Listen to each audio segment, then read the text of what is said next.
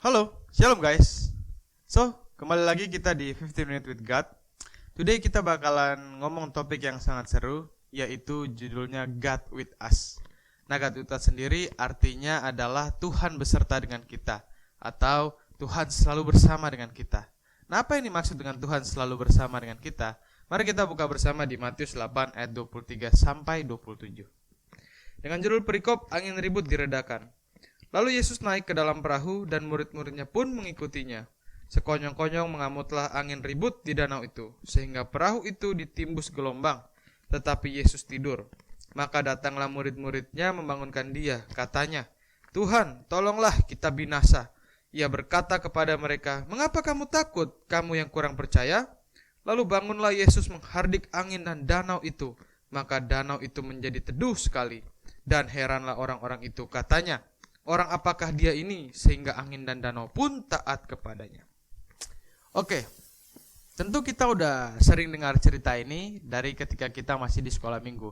Ya, buat kalian yang dari kecil sudah Kristen, tentu ini adalah cerita yang sudah sering kalian dengar, di mana guru sekolah minggu akan bilang kepada kita bahwa Tuhan itu sangat luar biasa.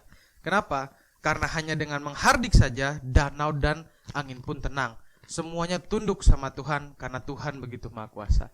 Yes, betul. That's the point of the story.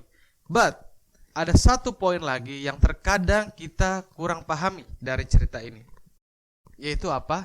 Ketidakpercayaan murid-murid Tuhan pada waktu itu. Nah, jadi ceritanya adalah Rasul Petrus dan para murid-murid yang lain, mereka berjalan bersama dengan Yesus. Mereka menggunakan perahu menyeberangi Danau Galilea.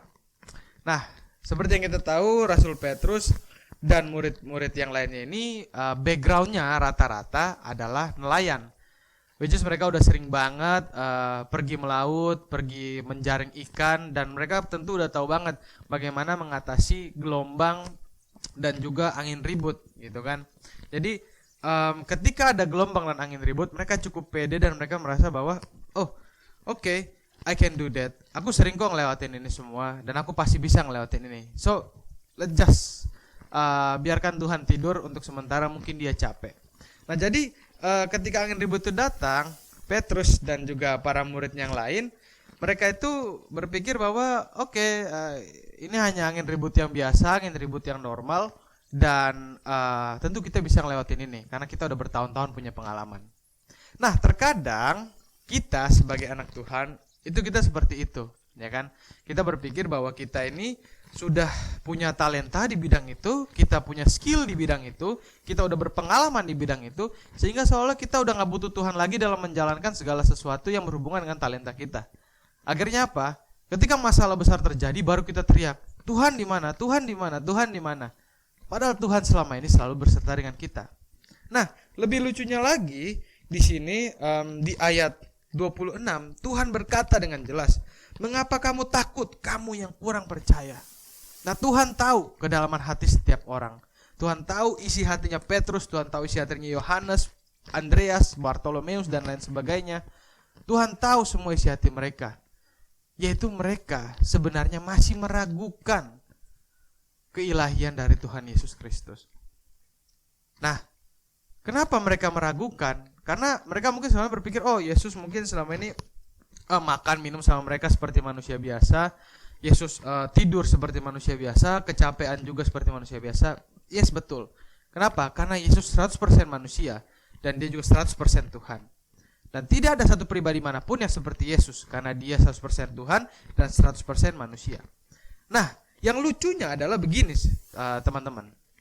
Petrus dan yang lainnya kan ikut Yesus udah cukup lama, ya kan? Kalau kita mundur ke pasal 7, ke pasal 6, ke pasal 5, teman-teman bisa lihat bahwa Petrus dan murid-murid lain ini udah ikut Yesus dan udah melihat banyak mujizat yang Yesus lakukan. Ya kan? Udah melihat Yesus nyembuhin orang buta, udah ngelihat Yesus nyembuhin orang kusta, udah lihat Yesus berkhotbah, udah lihat Yesus memberi khotbah di berbagai macam tempat dan banyak mujizat terjadi.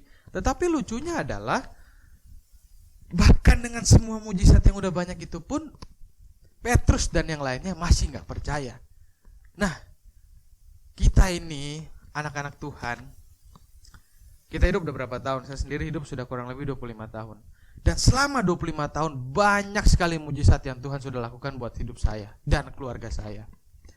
Tetapi kadang kita sebagai orang percaya, kita seolah-olah kalau masalah datang, kita lupa semua hal yang terjadi dalam hidup kita yang Tuhan udah buat mujizat. Dan kita kembali meragukan Tuhan, berpikir bahwa aduh, masalahnya terlalu besar, bisa gak ya Tuhan tolong ya kali ini ya. Sehingga kita berpikir dengan seluruh kemampuan kita, dengan talenta kita, dengan skill kita berpikir bahwa oke, kalau Tuhan gak bisa bantu, saya juga bisa kok turun tangan sendiri. Nah, itulah kesalahan yang dilakukan oleh para rasul pada waktu itu. Mereka tidak percaya sama Tuhan. Mereka tidak percaya sepenuhnya bahwa Tuhan itu sangat maha kuasa, bahwa dia bisa meredakan angin ribut dan gelombang, bahwa Tuhan bisa menghancurkan semua masalah apapun ketika kita berserah sama Tuhan. Dan tentu sesuai dengan waktunya Tuhan. So, buat kalian teman-teman, I know as a young man, sebagai anak muda, kita tentu punya berbagai macam problem. Ya, selama kita manusia hidup di dunia ini gak mungkin lah kita gak ada problem. Pasti ada yang namanya problem. Kecuali kalau udah mati, ya kan, masalah di dunia ini selesai. Nah, gak tahu deh setelah itu, kalau ke neraka itu masalah baru gitu kan. Nah, tapi selama dunia ini kita selalu punya masalah. Nah, ketika ada masalah datang, jangan pernah mengandalkan kekuatan kita. Karena Tuhan bilang apa? Terkutuklah orang yang mengandalkan manusia. Jadi jangan pernah mengandalkan orang lain, jangan pernah mengandalkan keluarga kita sendiri bahkan, dan jangan pernah mengandalkan diri kita sendiri. Karena kita ini manusia. Kita makhluk yang terbatas. Kita makhluk yang mortal, yang tidak abadi. Kita bukan immortal. Tuhan itu immortal, dia abadi. Dan dia ada bahkan dari sebelum kita ada. So, dia tahu apa yang terbaik buat kita. Nah, jangan biarkan Yesus yang sudah ada bersama dengan kita, selalu setia bersama dengan kita, bahkan dari kita melek waktu kita dilahirkan, kita membiarkan dia hanya seolah-olah bukan sebagai pemilik hidup kita, tapi seolah sebagai penumpang dalam perahu hidup kita. Sehingga kita berpikir bahwa kok Tuhan diam ya, kok Tuhan diam? Bukan Tuhan diam. Apakah kita sudah berseru sama Tuhan, memanggil nama Tuhan, berserah sama Tuhan, minta pertolongan sama Tuhan? Apa kita udah manggil Tuhan? Karena ketika kita berserah sama Tuhan sepenuhnya, Tuhan pasti tolong. Ada satu analogi yang sangat saya ingat dari saya masih mungkin SMP atau SMA, saya ingat analogi ini. Jadi ada seorang pemuda, dia ini mau pergi ke party sama teman-temannya. So ini adalah pemuda di Amerika. Jadi kalau di Amerika kan sering party anak-anak muda. Nah, dia mau pergi party sama teman-temannya. Dan waktu dia mau berangkat, mamanya bilang gini sama dia, nak, jangan lupa ya untuk berdoa sebelum berangkat.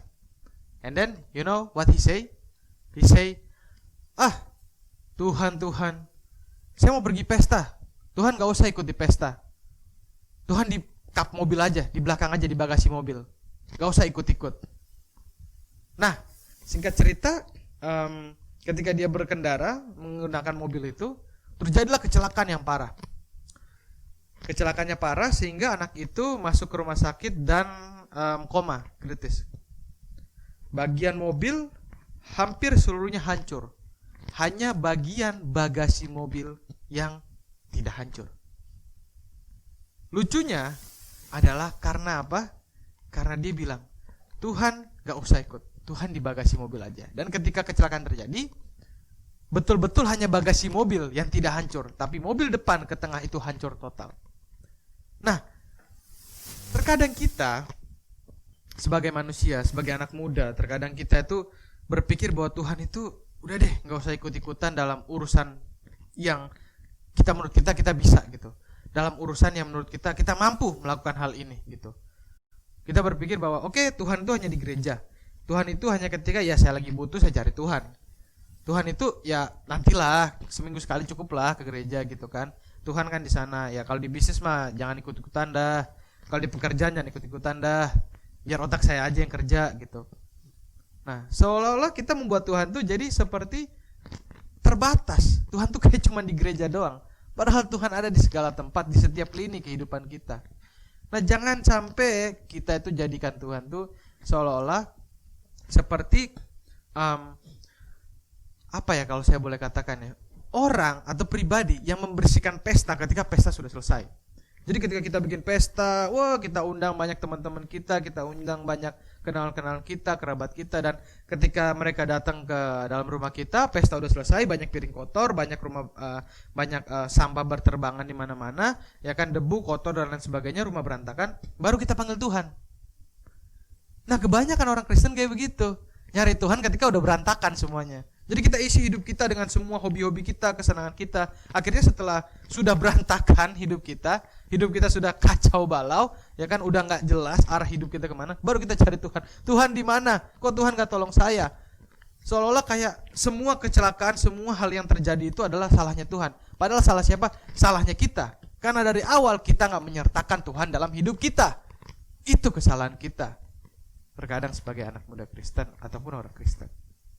Nah, padahal Tuhan sendiri sudah menyediakan tujuan hidup yang begitu luar biasa buat kita. Nah, kita buka bersama di Yeremia 29 ayat 11. Yeremia 29 ayat 11. Ini adalah satu ayat yang mana akan mengingatkan kita betapa besar tujuan hidup yang Tuhan telah berikan buat kita. Yeremia 29 ayat 11 di situ dikatakan, sebab aku ini mengetahui rancangan-rancangan apa yang ada padaku mengenai kamu.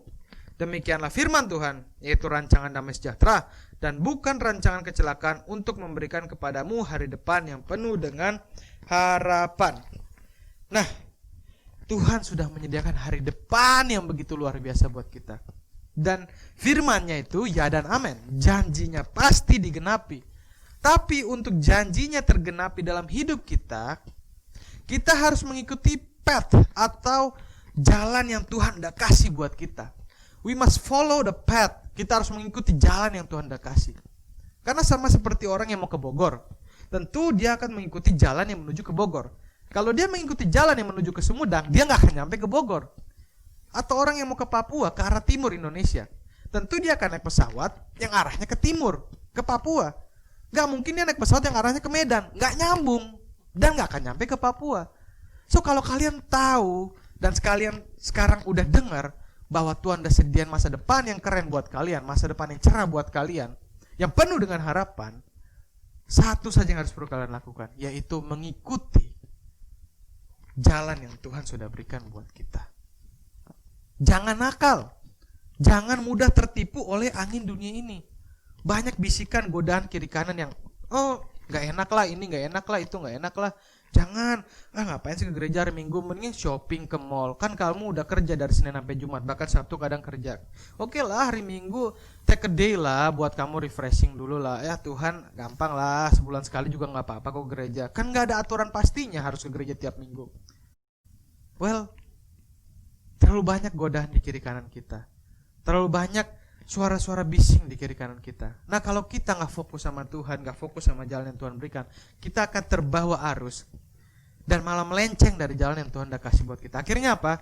Tujuan yang cerah, yang hari depan yang indah yang Tuhan udah berikan buat kita, makin lama kita nyampe ke sananya. Karena apa? Kita sendiri yang bikin lama. Ya kan? Nah, jadi utamakanlah Tuhan dalam segala hal di hidup kita. Karena kalau kita mengutamakan Tuhan, kita sebelum memulai apapun, kita bertanya sama Tuhan, Tuhan boleh gak saya melakukan ini? Tuhan boleh gak saya melakukan itu? Tuhan kasih tanda dong kalau saya boleh melakukan ini dan itu. Pasti Tuhan tunjukkan sama kalian jalan mana yang harus kalian ambil. Karena Tuhan kita itu Tuhan yang baik, dan Dia udah sediain masa depan yang cerah buat kita. So, yang aku mau bilang sama kalian di hari ini adalah, tetap percaya sama Tuhan, walaupun seolah-olah kondisi membuat kalian susah untuk percaya. Karena apa? Karena Tuhan sudah menyediakan hari depan yang penuh dengan harapan dan cerah buat kita semua. Because God with us. Tuhan menyertai kita, Tuhan bersama dengan kita, dan Tuhan akan selalu bersama dengan kita bahkan sampai akhir hidup kita. God bless.